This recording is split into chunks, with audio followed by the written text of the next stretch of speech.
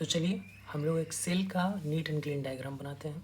ठीक है, सबसे पहले हम लोग बनाएंगे सेल मेम्ब्रेन। ठीक है, तो चलिए स्टार्ट कीजिए। आप लोग भी अपनी कॉपीज पर डायग्राम बनाना स्टार्ट कीजिए मेरे साथ में।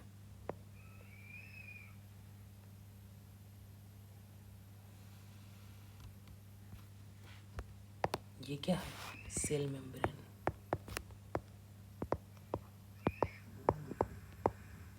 ठीक है, अब सेल के पास क्या होगा? सेंटर में न्यूक्लियस, और वो किसके करीब होगा? बेस के करीब होगा। ये क्या है? न्यूक्लियस। ठीक है, न्यूक्लियस के चारों तरफ आपको एक स्ट्रक्चर दिखाई पड़ेगा, इस तरह से फोल्ड लिया हुआ, जिसे हमने क्या कहा था? और वो कहाँ तक जा रहा है? सेल मेम्ब्रेन के पास जा रहा है। और इस स्ट्रक्चर को हमने कहा था, ये क्या है? Endoplasmic reticulum.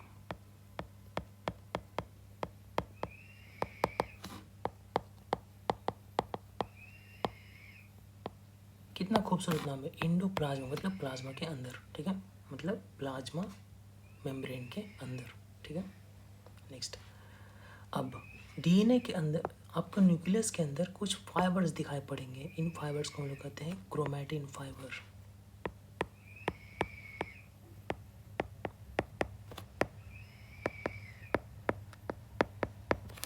और इन्हीं फाइबर के बीच में आपको एक छोटा सा राउंड स्ट्रक्चर दिखाई पड़ेगा, इसे हम लोग कहते हैं न्यूक्लियोलस।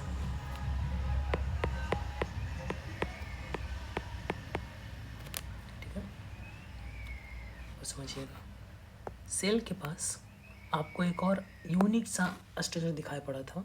वो क्या था? कुछ ऐसे बैग की तरह स्ट्रक्चर थे, जिन्हें हमने क्या कहा था? Golgi body.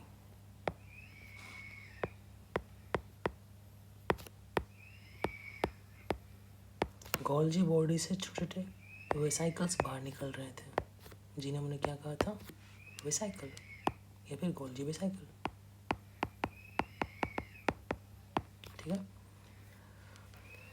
और ये क्या कर रहे थे? सेल सरफेस से जाकर के फ्यूज हो जा रहे थे और अपना सिक्रेशन बाहर रिलीज कर दे रहे थे।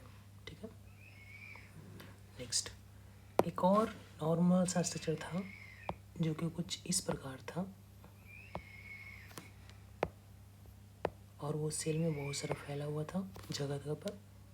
इसे हमने कहा था माइटोकॉन्ड्रिया।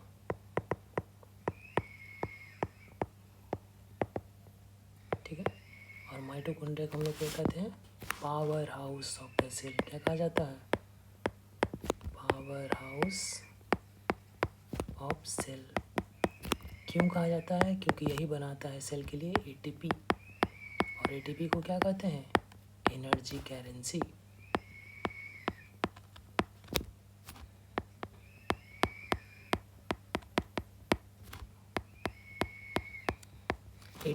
एटीपी के पास क्या होता है भाई? एटीपी के पास होते हैं 3 फॉस्फेट बॉन्ड,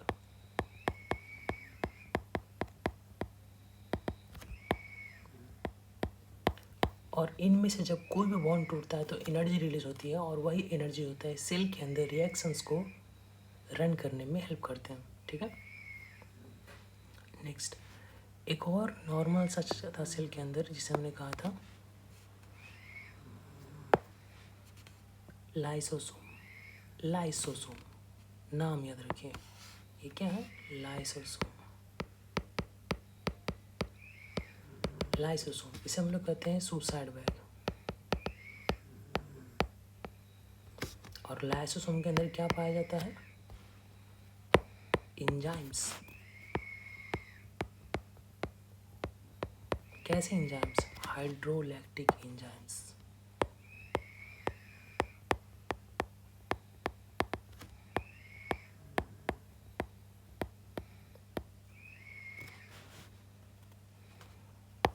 अब इसे सुसाइड बैग क्यों कहा जाता है भाई? तो मान लीजिए सेल का एक नॉर्मल पीएच होता है। ठीक है, नॉर्मल पीएच, और इस पीएच पे लाइसोजाइम के जो एंजाइम्स होते हैं क्या होते हैं? इनएक्टिव स्टेट में होते हैं।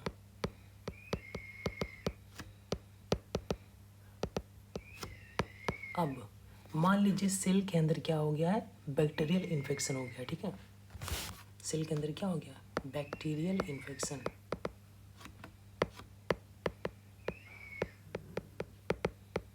जिसकी वजह से सेल के अंदर क्या होंगे, कुछ एक्स्ट्रा प्रोटीन रिलीज होंगे उसके रिस्पॉन्स में, रिफ्लेक्स में, और उसकी वजह से क्या होगा, पीएच चेंज। और जैसे ही पीएच चेंज होगा ये सारे के सारे एंजाइम्स क्या हो जाएंगे, एक्टिव। और एक्टिव होने के बाद ये सबसे पहले लाइसोसोम के मेम्ब्रेन को क्या करेंगे, डिसॉल्व कर देंगे। और उसके बाद ये पूरे के पूरे सेल में प्रेजेंट सारे के सारे ऑर्गेनेल को डिसॉल्व कर देंगे, चाहे वो बैक्टीरिया हो चाहे वो कुछ भी हो, सेल के अंदर जो भी रहेगा सब कुछ डिसॉल्व हो जाएगा और वो सेल डिस्ट्रॉय हो जाएगा, ख़त्म हो जाएगा।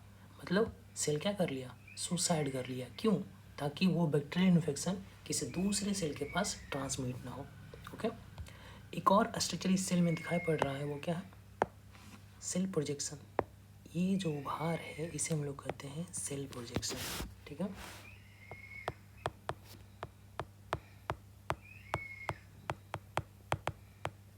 और ये कहाँ पर है, सरफेस पर, इसे हम लोग कहते हैं सेल सरफेस प्रोजेक्शन।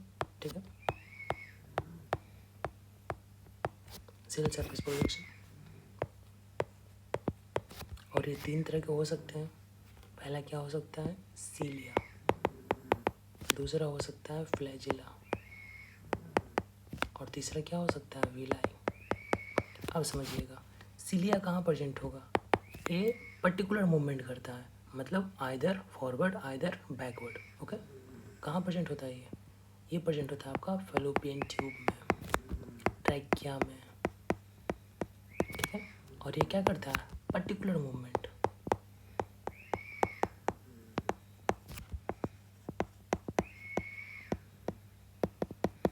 फ्लैजिला का मूवमेंट कैसा होता है, रैंडम होगा।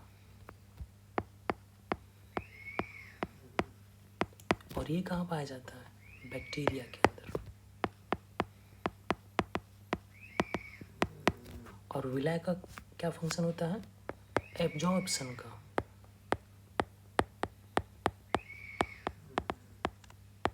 और एब्जॉर्प्शन करना है तो ये कहाँ प्रेजेंट होगा, इंटेस्टाइन में। कौन से इंटेस्टाइन में, स्मॉल इंटेस्टाइन में। ठीक है, ये स्मॉल इंटेस्टाइन में प्रेजेंट होगा क्या, विलाई। क्लियर, आपको समझ में आ गया होगा। ओके, आगे बढ़ते हैं।